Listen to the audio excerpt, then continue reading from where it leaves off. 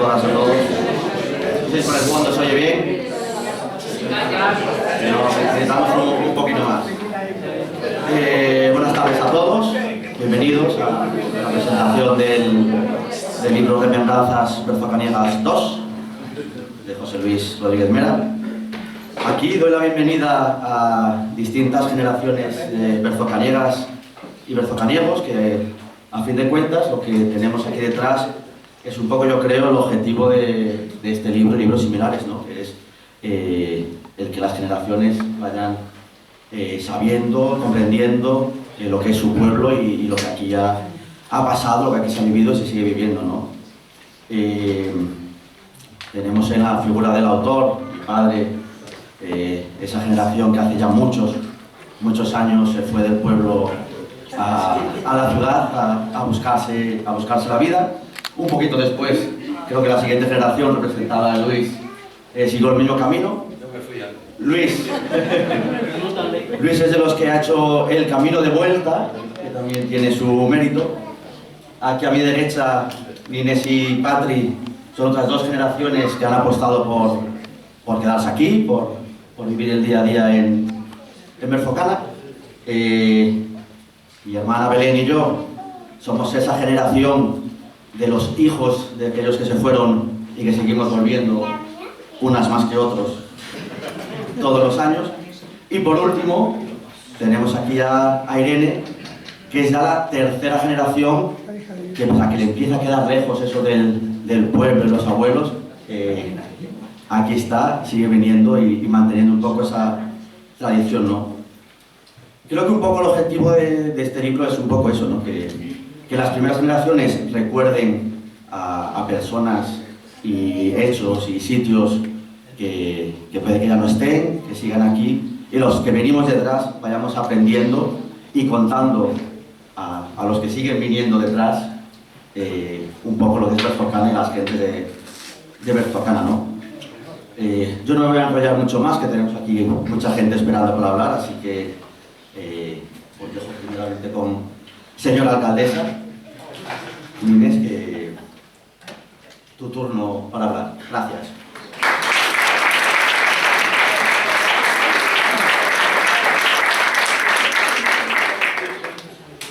Muchas gracias por la presentación.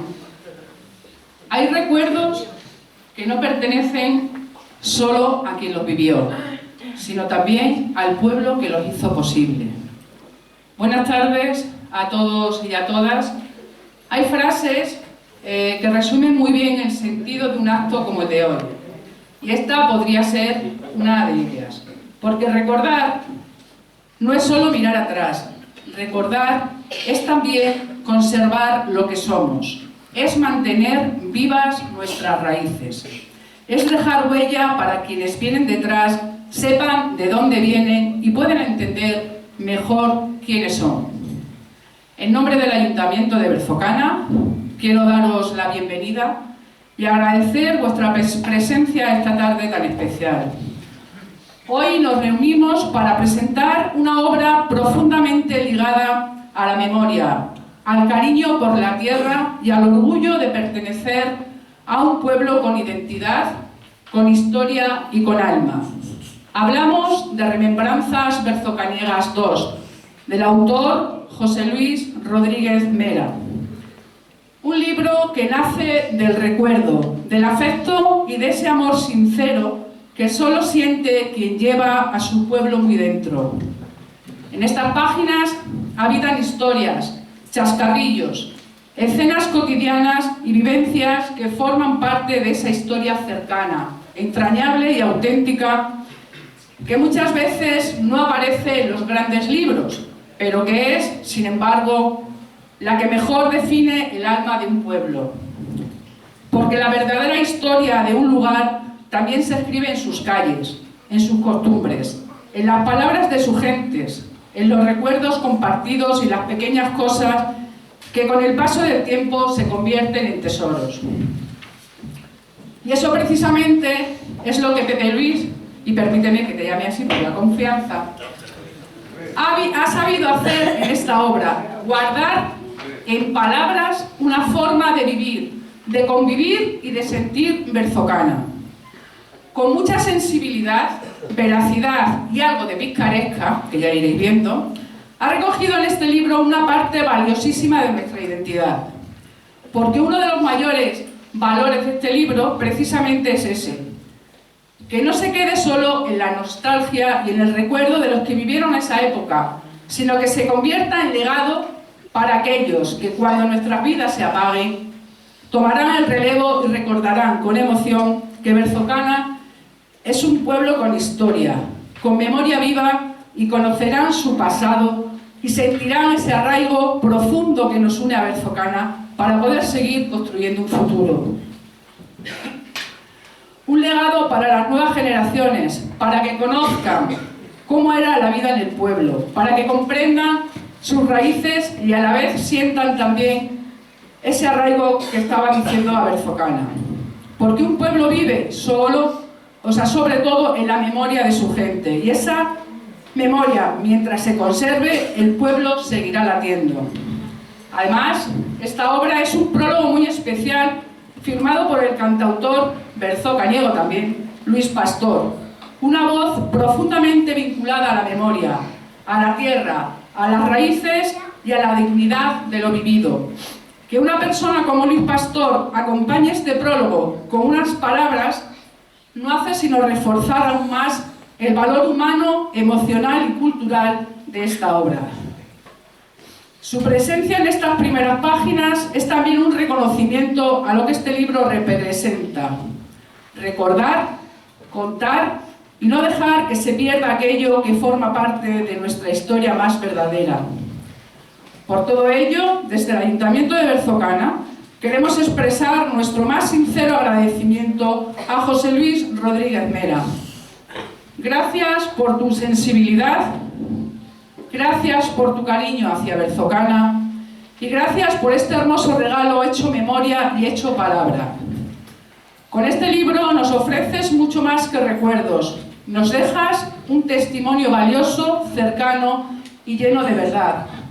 Gracias también he de decir a la Diputación de Cáceres por haber entendido el sentir de estos textos para los berzocaniegos y berzocaniegas y ayudarnos a darles difusión con la publicación del libro.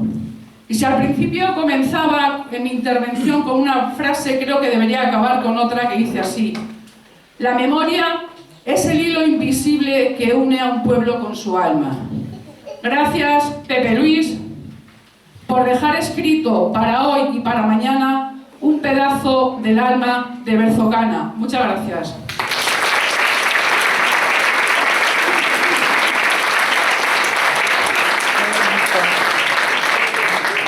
Ahora, en el libro las primeras palabras son de Luis, así que le toca seguir a Luis. Hola, ¿qué tal? ¿Cómo estáis?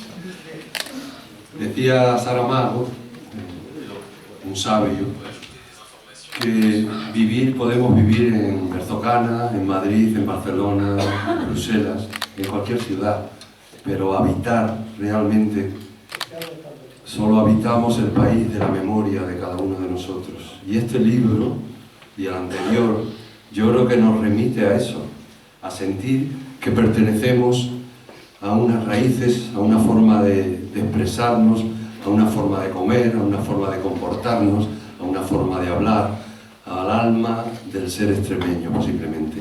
Cuando mi primo me pidió que le prorrogase el libro, se me ocurrió simplemente poner un poema de lo que yo cuento y hablo de esa memoria mía y propia de mi niñez en Berzocana, que en los últimos años de mis composiciones está siempre presente, ¿no?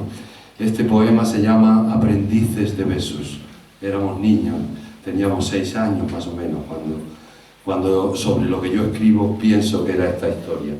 Aprendices de besos, jugábamos felices en los charcos de la infancia, a la piedra, a la comba, al conejo o a las chapas, gorriones de aldea en las horas dulces de la primavera, las chicas a los gritos, los chicos a la espera, ternura y miedo de un mismo deseo, caricia de beso robado, rubor de mejilla encendida y ardiente pecado. aprendices de besos, niños sin mañana y un presente de brillo en la mirada, con tardes de rosario y flores a María, o la eterna porfía de si arderíamos en las calderas de Pedro Botero. Aprendices de besos, saltábamos alegres en un canto al pimiento colorado, azul y verde. El señorito Luis casarse quiere, no quiere que sepamos quién es su novia, la señorita Antonia, que es su pimpolla. Así se llamaba la que yo quería, y entre saltos y risas nos robábamos un beso al vuelo de un suspiro. Aprendices de besos, vestíamos de domingo las mañanas de misa, limpia la voz, la cara y la camisa, almas en pecado, buscando redención.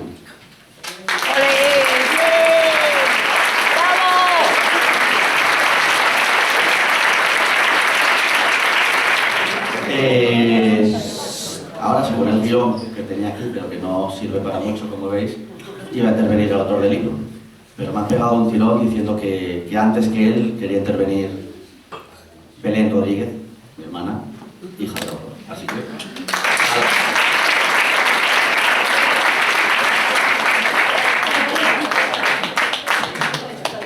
Vale. Jolín, qué difícil me lo habéis puesto. Hablar después de Luis Pastor. Pero bueno, como sé que me queréis, me vais a perdonar que no lo haga tan bien como mi querido primo, mi hermano, que ya tiene muchas tablas también.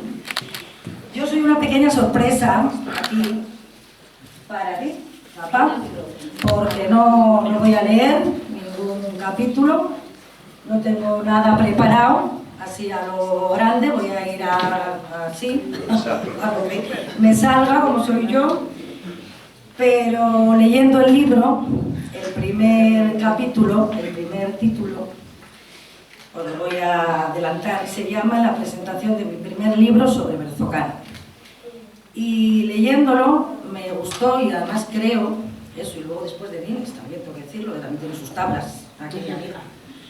Pero como amigas que somos, tu presentación me ha gustado y voy a enlazar con mucho de lo que has dicho.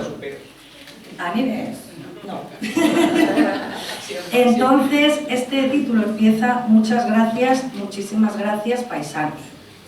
Entonces yo lo que quería hacer era coger ese muchas gracias, paisanos, para darte las gracias a ti, papá, para darte muchas gracias, pues por mí, por esto.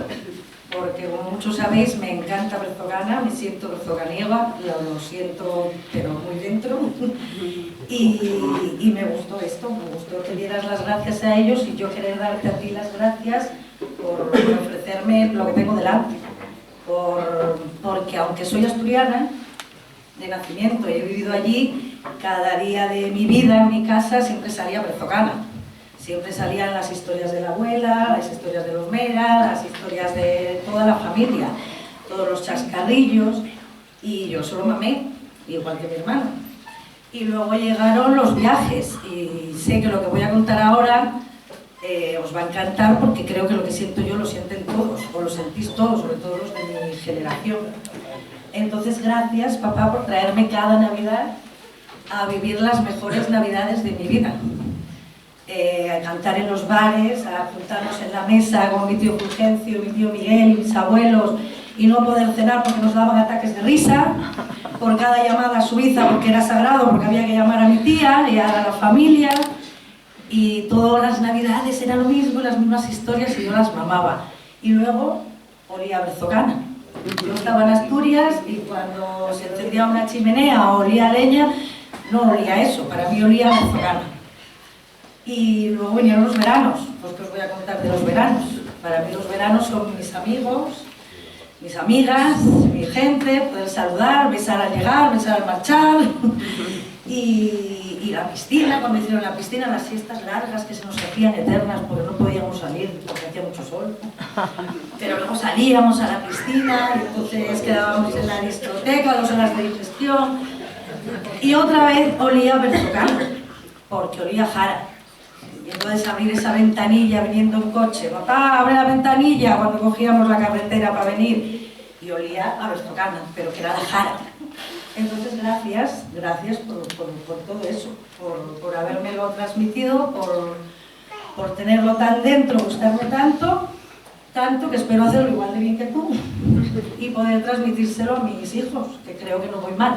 Creo que por lo que veo están en el camino. Y luego este artículo tuyo, el 1, termina: muchas gracias a vosotros. Y yo digo, muchas gracias, papá, por esto. Gracias.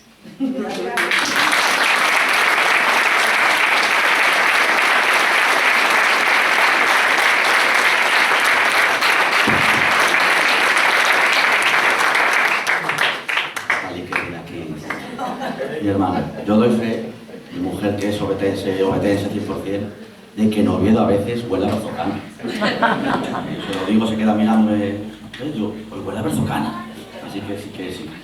Y bueno, ya que has escrito un libro, pues le tendremos que dar la palabra, ¿no? Así que ahora con todos vosotros, el autor del libro, José Luis Rodríguez Mera.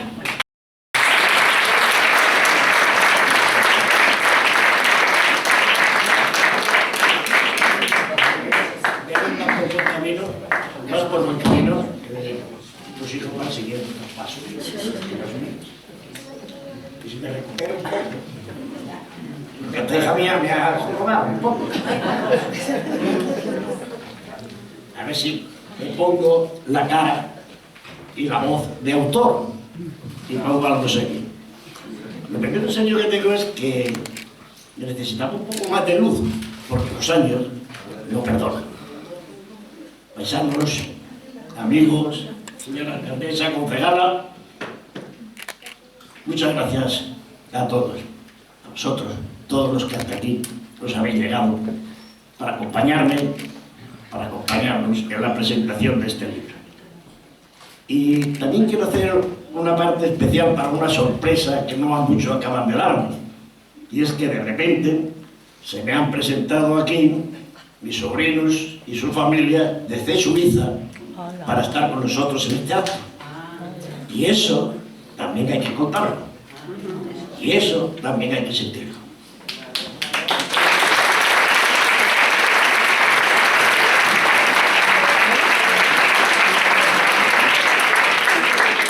Y antes de continuar, quisiera tener dos especiales recuerdos.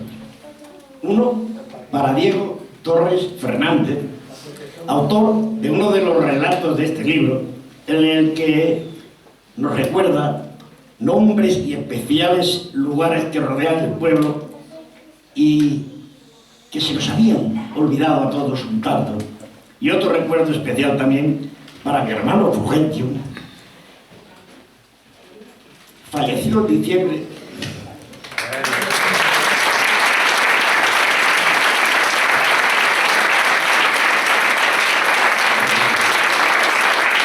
Y aunque tanto gustaban estas cosas de Berzocana. Y un especial agradecimiento a mi mujer, Maribel, sin cuya paciencia, sin cuya insistencia y sin cuya ayuda, seguro que ninguno de estos libros sobre Berzocana hubiera sido posible.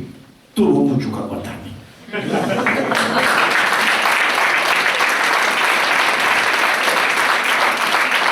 Os traigo hoy hasta aquí el libro Remembranzas Berzocaniegas 2, en el que continúo, mediante una serie de relatos distribuidos en el tiempo, los inicios del primer tomo, en el que intenté describirles, contarles, revivir Berzocana, sus tierras, sus gentes y muchas de sus costumbres.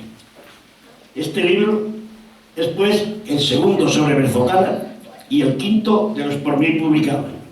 Los citados dos sobre Berzocana, dos ambientados en Cangas del Narcea, en Asturias, que llevan los mismos títulos, Remembranza, y a punto de salir tengo ya otro que rompe un poco esta saga de remembranzas, enclaustrados, crónicas desde mi pasillo, con el que relato desde el pasillo el encierro que sufrimos los españoles en 2020 por la pandemia, que es lo que envuelve y es telón de fondo de todo. Por otra parte, ultimándose ya también, como nos va pasando con los años, está Remembranzas Canguesas 2. Y me gustaría, y mucho, ultimar la trilogía de Berzocana con un Remembranzas Berzocaniegas 3. Pero, dada mi edad, lo veo difícil. Como muy bien entienden ustedes, eso ya no depende de mí ni de nadie. Será lo que Dios, el destino, la naturaleza, los hados, o quien cada uno crea en su interior, de quién depende, de cada cual, cómo lo logre entender y así lo decida. Al escribir estos relatos sobre, o decir mejor, he perdido y he podido constatar, al envejecer, la memoria lejana se activa y se muestra mucho más cercana y se abre mucho más cuanto más atrás va en el tiempo. Se ve y se viaja hacia atrás mientras se pierde la memoria más cercana. La lejana viene hacia nosotros, la cercana se nos va perdiendo entre cientos de recovecos. Por eso, cuando reclamamos la anterior y queremos traerla a un presente inmediato, los hechos de los últimos meses se nos pierden, mientras que aquellos más lejanos y sobre todo los de la niñez se nos acumulan, se nos vienen más hacia nosotros.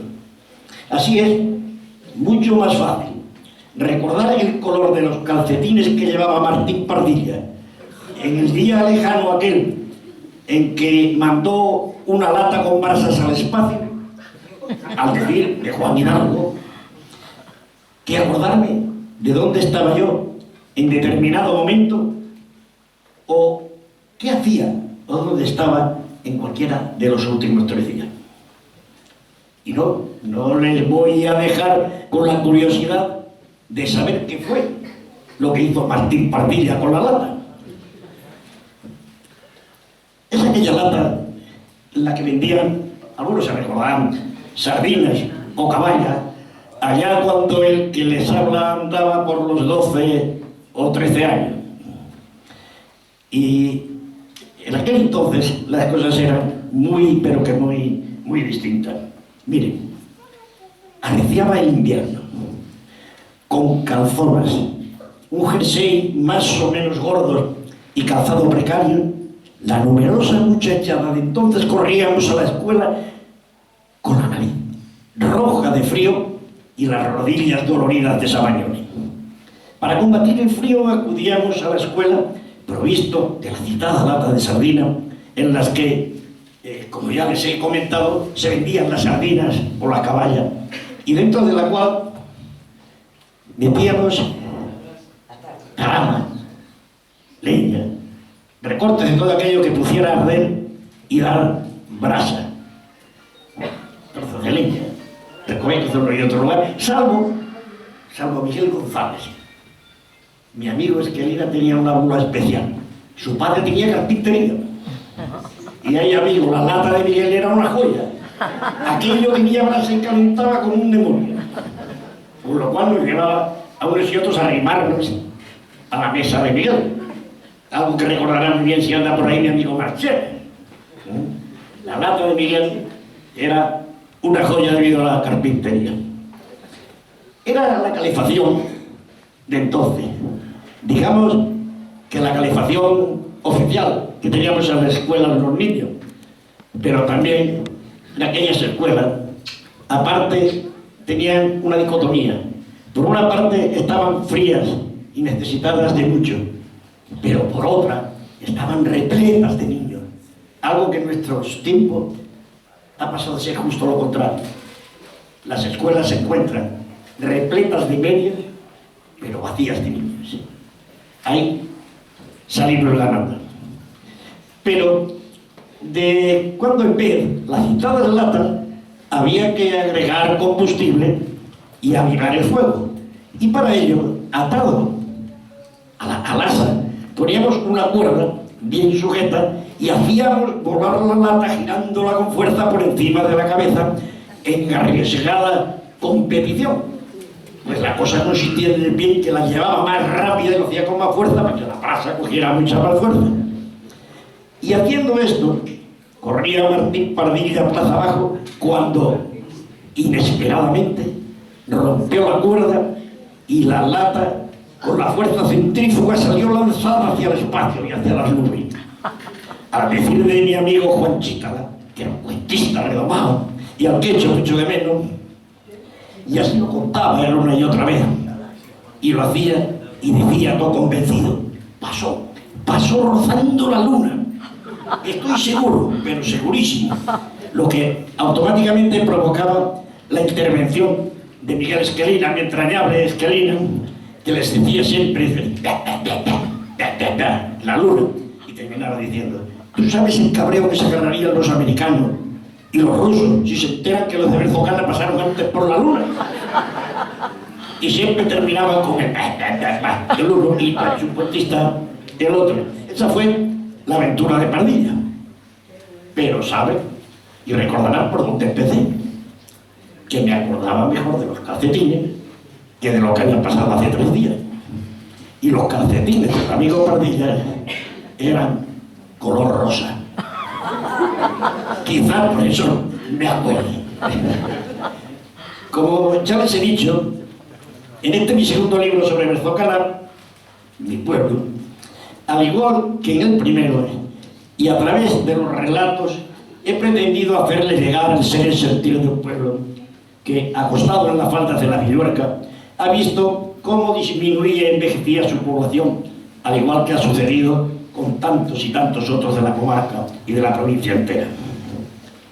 Pretendo que las nuevas generaciones conozcan cómo ha sido la vida de sus mayores, cuáles sus quehaceres, sus espíritus, sus ilusiones, sus trabajos y sus tradiciones.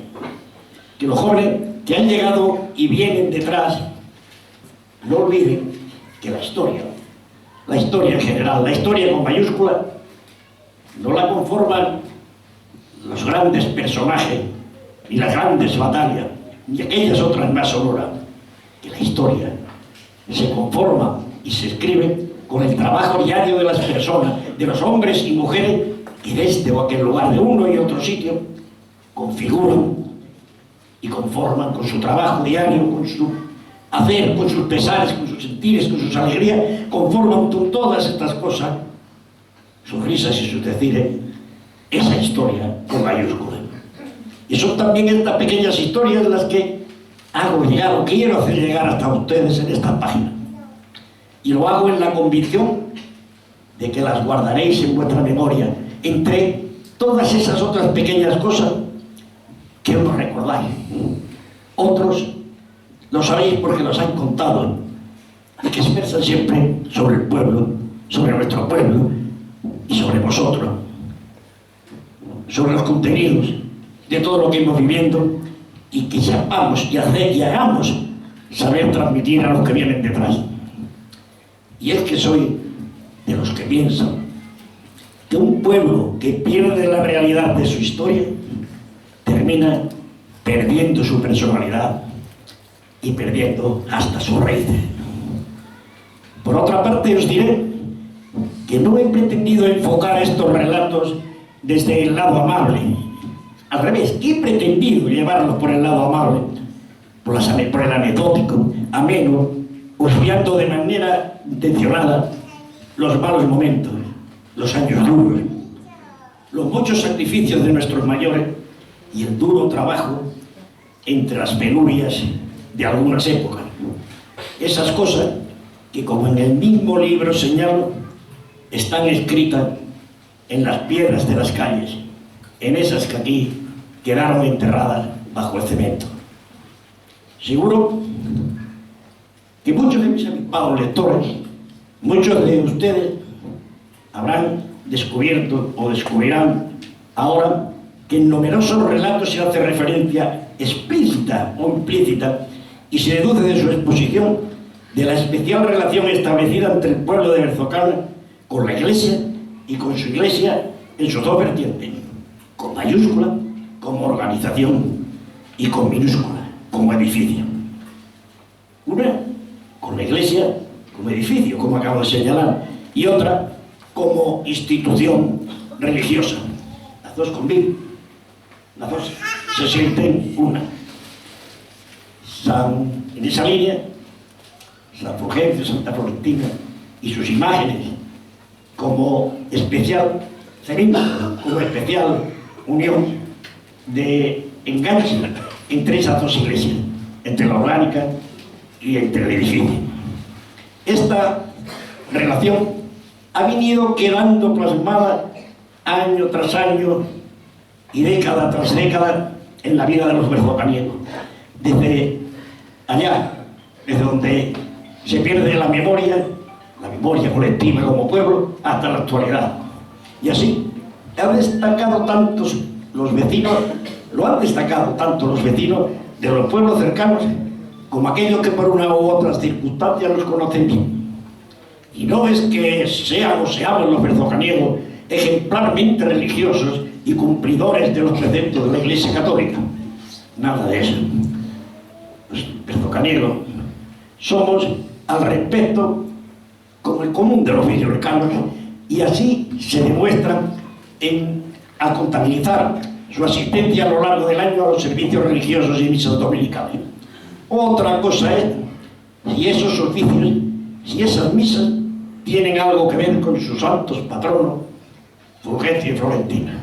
Entonces la cosa cambia automáticamente y cobra sentido la majestuosidad de la Iglesia.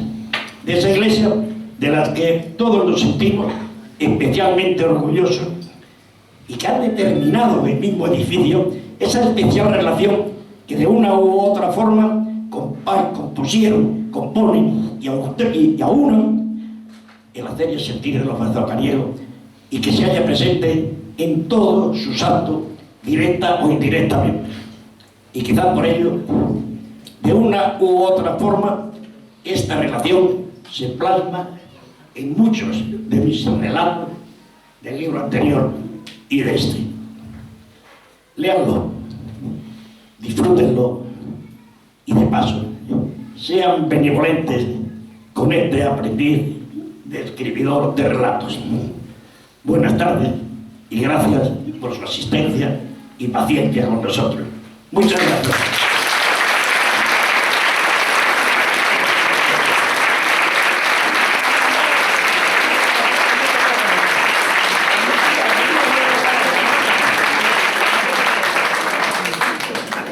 Muchas gracias. Muy bien.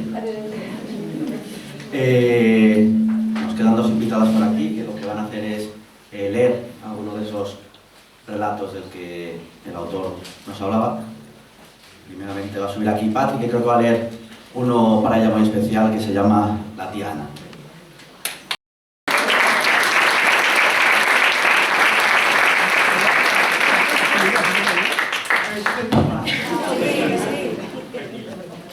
Quiero agradecerte, Pepe, no solo el libro, sino que hayas tenido unas líneas para ella, para que tengamos todos ese recuerdo.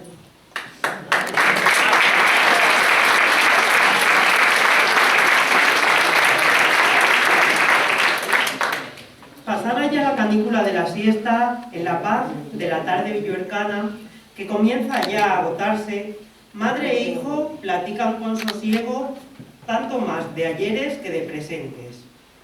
En la placidez del huerto, justo donde acaba el barrio de la Duche, y se ubica la casi olvidada Fuente Nueva, a la sombra de ramajes y flores. El pasado y el presente se funden con la naturaleza que se deja ver hasta en los asientos o en el maderamen que conforman el gallinero. Como el poeta clásico, tía Ana, con sus dinámicos 93 años, no es que deje pasar la vida desde el huerto, sino que la vive intensamente con el huerto. Y no a solas, sino rodeada de sus hijos, de sus nietos, a los que enseña y conduce desde lo intensamente vivido en unos años más que difíciles. Quizás esos tantos años de trabajo y trabajo sean los que mantengan su vitalidad manifiesta e inquieta, que hay veces que necesita ser regulada de sus ímpetus del hacer y hacer. No en vano, el transcurrir del tiempo deja su sello en los cuerpos. Es una pena, está todo abandonado, el campo se muere y quiere, aún desde su edad, revitalizar el campo que ella ha vivido intensamente, corriendo tras el ganado de risco en risco, o labrando en duros terrenos reacios, cuando no míseros, a la hora de pagar tanto trabajo con frutos. En la paz del atardecer, quizás tía Ana esté contando a su hijo Tomás, con muchos años de migración a sus espaldas, cómo, pese a todo, el campo ha sido para ella una forma de vida de la que está agradecida. Y quizás también, pienso yo, sea tía Ana uno de los pocos testimonios vivientes que nos van quedando de una forma de ser y sentir la vida rural, que supieron contraponer la entrega y el cariño a la rudeza del trabajo, la pobreza e incluso la incomprensión.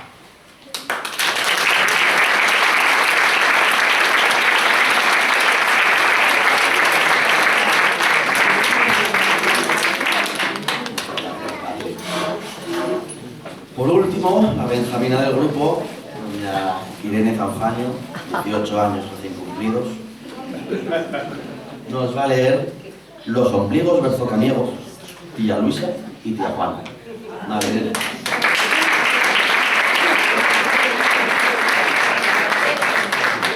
Antes de nada, yo también quiero dar las gracias tanto a mi abuelo como a mi madre y a todos los aquí presentes que nos habéis sabido transmitir a los más jóvenes el sentimiento berzocaniego. Gracias.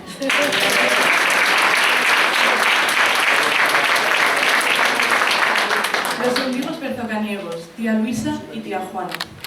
Estábamos apelotonados en el Rollino. Caía suavemente la tarde en un abril que había dejado mojadas las calles y aplacado el polvo de la plaza por la que habíamos correteado hasta la extenuación tras una pelota de goma pinchada y sin llegar a determinar claramente quiénes eran de un equipo y quiénes eran de otro. Todos corríamos como posesos tras la medio deshinchada pelota, dispuestos a darle un puntapié sin importarnos ni sentido ni dirección. Nuestros conocimientos de fútbol no iban más allá de las narraciones radiofónicas de Matías Prats, padre, que a medias oíamos de vez en cuando en los pocos aparatos de radio que había entonces en el pueblo. Lo de la tele aún nos quedaba muy lejos. Recuerdo haber tenido en mis manos durante años una revista gráfica en la que venía todo el resumen de los partidos habidos en el Mundial de 1952 y que muchos años después mi hermano Miguel dejó a alguien desapareciendo por completo. Era una joya. El caso es que, cansados de correr, nos sentamos escalonadamente en las escaleras del Rollino, dispuestos a agotar la tarde hasta el momento en que, al encenderse las luces públicas de la mano de tío Serafín, al que escoltábamos convenientemente hasta el transformador, llegaba la hora en que cada mochuelo había de refugiarse por decreto paterno o materno en su olivo. Pese al fresquito que se dejaba ya sentir, creo que fue Samuel el que, inesperadamente, se bajó los pantalones sin pudor ninguno y, dejando su sexo al aire de la tarde por no tener calzoncillos, preguntó desafiante: «A ver quién tiene un ombligo como el mío». Todas las miradas se giraron hacia el mismo. «¡Vaya pirulina!», exclamó Pilón señalando con el dedo. Ni esa llamada logró que las miradas se dirigiesen a la pirulina, lo hicieron al ombligo de Samuel. Era aquel un ombligo salido, enhiesto cual badajo de campanilla eclesial, un minúsculo apéndice saliente de la piel en medio de la semihundida barriga. Samuel, estirando la piel de alrededor con los dedos de la mano izquierda para que el ombligo se destacase aún más, golpeaba a este con el dedo corazón de la derecha, haciéndolo vibrar. No tardaron en comenzar las risas. De pronto, casi al unísono, en un descontrolado y embarullado momento, cayeron la mayoría de las calzonas de los allí reunidos y se dejaron ver los ombligos que se intentaban resaltar metiendo el culo, empujando la tripa hacia adelante y haciendo salir el apéndice lo más posible. «El mío está para adentro», exclamó alguno extrañado. «Es que ese es de tía Juana», precisó creo que Pedro Tarata. «Los de tía Luisa son los que están para afuera». Y en ese momento comenzó la comparación de unos y otros ombligos. En un grupo los que estaban para afuera, en otro los que estaban para adentro, es decir, no sobresalían en la tripa. He de aclarar aquí a los lectores, especialmente a los jóvenes, que las llamadas tía Luisa y tía Juana eran las dos parteras oficiales del pueblo cuando se daba luz en las casas, aunque entonces simplemente se paría. Tía Luisa era la mayor y sus ombligos correspondían, en nuestro especial análisis, a los mayores en los que por ahí andábamos. Eran los salidos, y tía Juana era hija de la primera, a la que sustituyó cuando los años fueron limitando sus funciones. Sus ombligos eran los que estaban hacia adentro. El mío es de tía Juana. ¿Estás tonto? ¿No ves que casi no sale? Es de tía Luisa. Pues el mío debe ser de otra mujer. No está ni para afuera ni para adentro. Y allí se inició una embarullada discusión en que uno enseñaba su ombligo al otro, el otro a uno y este al de más allá, acercando la tripa de unos a las de otros, intentando hacer patentes las semejanzas o diferencias del trocito de tripa que quedaba en el cuerpo una vez que la partera cortase y anudase lo que quedaba del cordón umbilical en el cuerpo del recién nacido. Parece ser que este nudo era, y quizás lo siga siendo, como la firma de cada partera, pero sea lo que fuere, el caso es que la gran instalada en el rollino, en el atardecer de aquel ya lejano día, fue incapaz de dilucidar si tía Luisa había sido la partera de unos y tía Juana la de otros, o viceversa. Más o menos se vino a convenir que los de los mayores eran de tía Luisa y los de los más jóvenes de tía Juana. Se impuso la lógica del tiempo. ¡La cabra!, gritó alguien viendo como un gran rebaño de cabras llegaba a la plaza. Subieron todas las calzonas al unísono y allí se acabó la polémica. Todos salimos disparados. A continuación os traigo una serie de notas al caso. Durante el resto de nuestra vida el ombligo no tiene ninguna función, pero durante el embarazo fue el vínculo que nos unió a nuestras madres y nutrió nuestro organismo. Cuando los bebés nacen y se corta el cordón, queda una porción que sobresale y suele caer en las primeras semanas de vida. El ombligo es la cicatriz que nos queda cuando eso sucede, y su forma depende de cómo nuestro cuerpo sanó la herida. Solo el 4% de la población mundial, es decir, una de cada 25 personas, tiene el ombligo hacia afuera. Sin importar cómo sea, es imposible cambiarlo. La forma de nuestro ombligo nos acompañará el resto de nuestra vida. La umbilicoplastia es la cirugía que se practica cuando alguien no está contento con su ombligo. El 92% de los pacientes que lo practican son mujeres. La causa más común es el deseo de tener un ombligo interior en vez de uno que apunta hacia afuera. Pero entonces, de todo eso, nosotros no teníamos ni la más repajolera idea.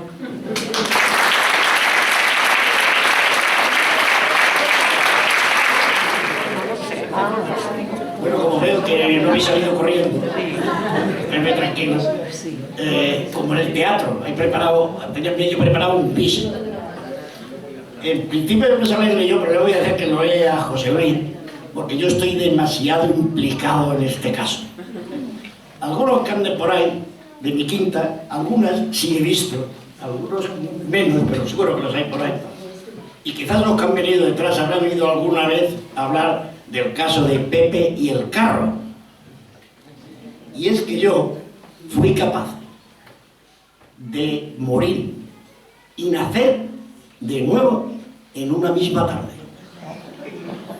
Y de ello quedó constancia escrita y testigos al caso.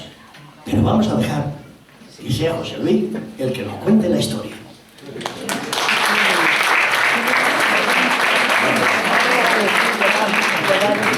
Me va a cobrar como presentador, ahora tengo que pasar facturado. Antes de leerlo, os digo, al acabar de leer este escrito, el resto están en el libro, así que van aquí a montar una mesita para quien lo quiera comprar. Creo que también está el primero, ¿no? Está también el primero por si alguien no lo tiene, y si le va al autor, pues lo firmará, digo yo. A ver, vamos allá. Yo estaba convencido que sí, pero Maribel me asegura una y otra vez que no, que la aventura vivida con el carro la ha rememorado muchas veces, pero que ella no la ha visto nunca escrita. Tendrá razón, y por ello mismo voy a pasar a narrárosla desde mi propia perspectiva. Y lo digo así porque, al fin y al cabo, fui yo, el especial protagonista de ella. No sé ni tan siquiera cómo puedo ahora contarla, ya que el médico de Berzocana, don Aurelio Gutiérrez, me dijo en aquella ocasión: no entiendo cómo no te has matado, mi madre tampoco. Apuntaba el verano y la plaza bullía esencialmente con las carreras, gritos y aullidos, o algo parecido, que la grey infantil soltaba en todos y cada uno de los ángulos, bocacalles y esquinas del entorno. En aquellos entonces, si algo había en abundancia en Berzocana, eran niños. Algunas caballerías, burros en su mayoría, comenzaban a cruzar de aquí para allá en sus idas y venidas al huerto, a las ovejas, al agua. Los agricultores, que con ellas caminaban o montaban, se saludaban a voces o inquebraban a los ociosos que ya comenzaban a llegar al principal centro de reunión y cotilleo del pueblo, que era, es y seguirá siendo la plaza. Eso a nivel del suelo. Unos metros más arriba, cientos, miles de vencejos de aviones surcaban veloces el cielo, chillando en circenses piruetas colectivas que nunca entendimos, ni aún entendemos cómo no terminaban en catástrofes de choques multitudinarios. Por grupos y afinidades, la grey infantil fue agrupándose, ocupando espacios. Pídola, el pinchete, un fútbol rudimentario con una pelota de trapo, el burro arrengado, el peón. En el rollino, otro grupo ideaba maldades sin cuento.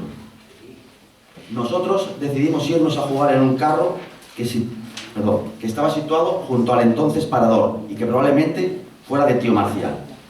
Y digo bien cuando afirmo que fuimos a jugar al carro por cuanto tomamos posesión del mismo cual si de un espacio urbano se tratase. Lo que ocurrió es que terminamos jugando con el carro, es decir, de considerarlo como un espacio que utilizábamos a nuestra conveniencia, pasamos a utilizarlo como un elemento activo de nuestros juegos. Por más que lo intento, no logro precisar quiénes participábamos en aquel atrevido juego. Han pasado unos 70 años, año arriba, año abajo, y la memoria se pierde entre huecos idos a negro e imágenes difuminadas en la niebla de los años pasados. Pero por allí andaban mi primo Juan Cotineja, Miguel Esquilina, Marchena, Luis Gordura, Antonio Zamarrita, Chelines, el del Guardamontes, Antonio Huete, Pujito Pío, Pedro Tarata, Manuel Obispo y Pilón, que capitaneaban el grupo, y otros cuantos más. El juego era bien fácil, y la verdad, no recuerdo en absoluto quién fue el descubridor de tan emocionante y peligroso entretenimiento. Pudo ocurrírsela a cualquiera.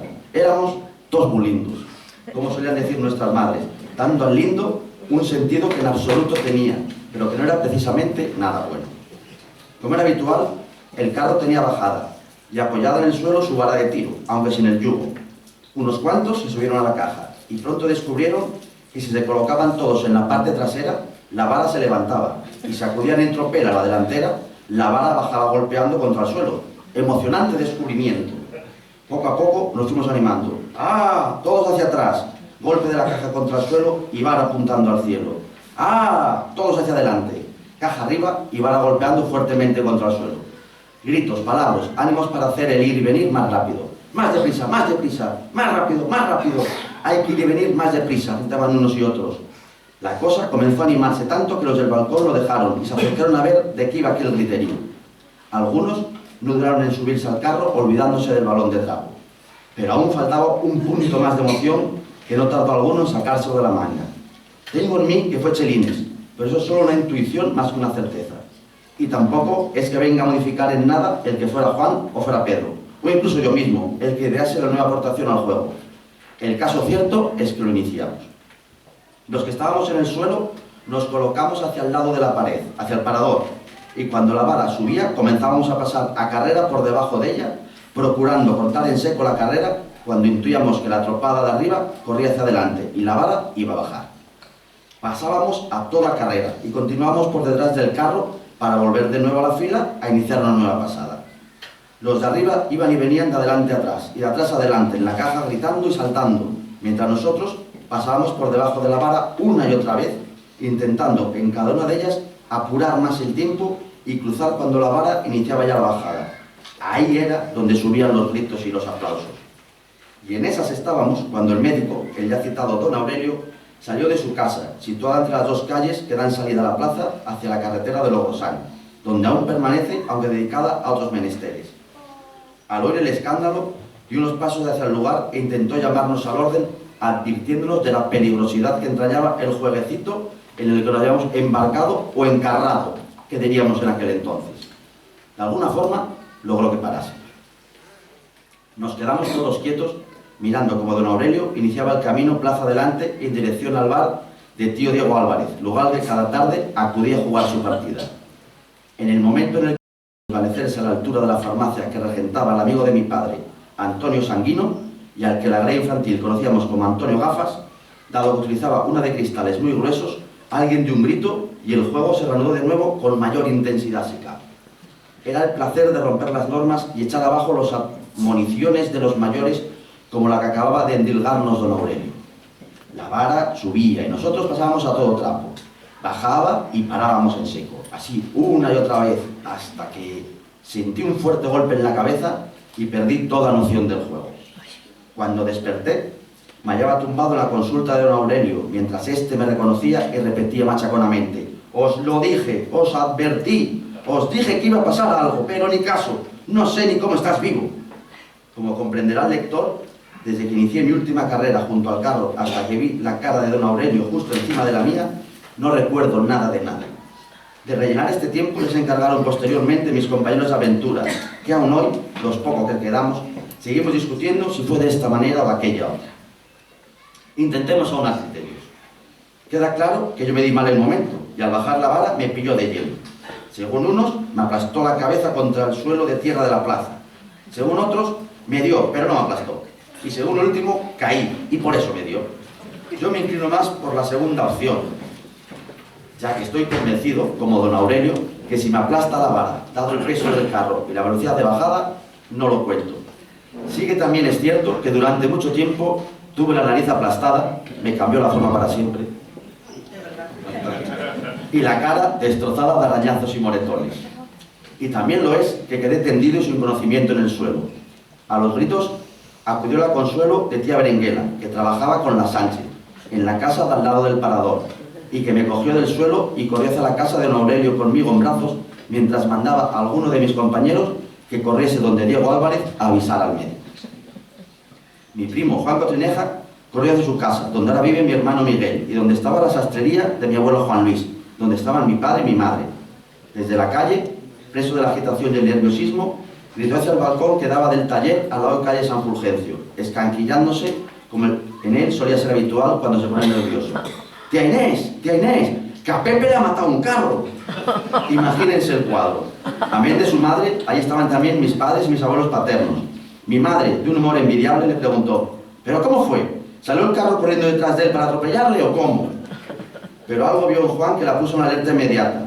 Soltó precipitadamente la costura que tenía entre manos y bajó corriendo hasta donde el médico. Pero la agitación en algunas partes del pueblo fue aún mayor, por cuanto lo que hizo Juan lo hicieron también otros chavales dirigiéndose hacia sus casas a comunicar a sus padres que a Pepe Lutrera lo ha matado un carro.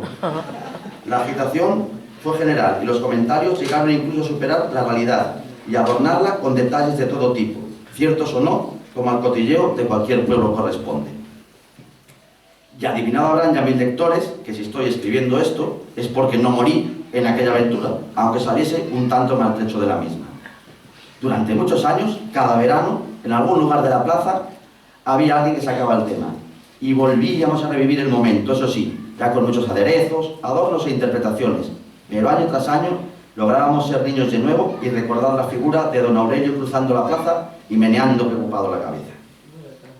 Hoy, al escribir este relato, me acuden a la mente nombres de aquellos amigos y compañeros que durante años recordaron conmigo la aventura del carro y mi muerte.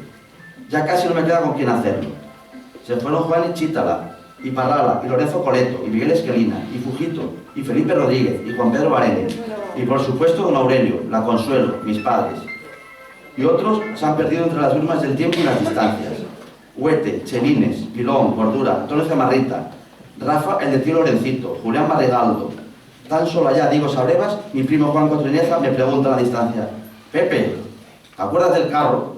Me acuerdo, Juan, me acuerdo igual que lo hago de todos cuantos en este relato han encontrado sitio y en el que también se encuentran implícitamente aquellos otros que se han quedado perdidos entre la niebla de la cada vez más frágil memoria del tiempo ido. Muchas gracias. Hasta la próxima.